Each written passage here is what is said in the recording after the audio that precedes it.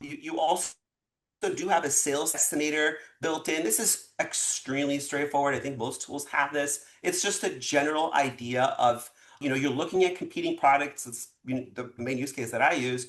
You figure out what category they're in and you see, what their BSR, their bestsellers rank is. You just find it on the Amazon page, right?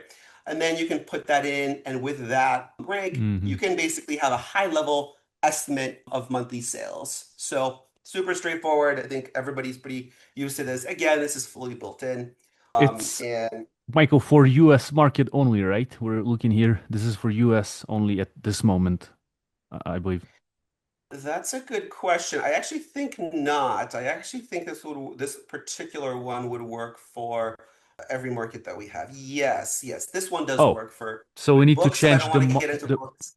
the market first. We change in the left lower side of the screen, right? Yeah, yeah, right here. So you Uh-huh. can kind of see all the different markets that we Yeah, have. gotta remember Um, that when checking, mhm. because yeah. I Mm. will say that so our keyword functionality is currently only available in the US. We Mm-hmm. are actively working on other marketplaces. I think UK Mm-hmm. is next on the list, but generally Europe. Mm-hmm. Mm-hmm. And we do hope to have that in beta before the end of the year, actually in this quarter. Mm-hmm. So I'm really looking forward to that.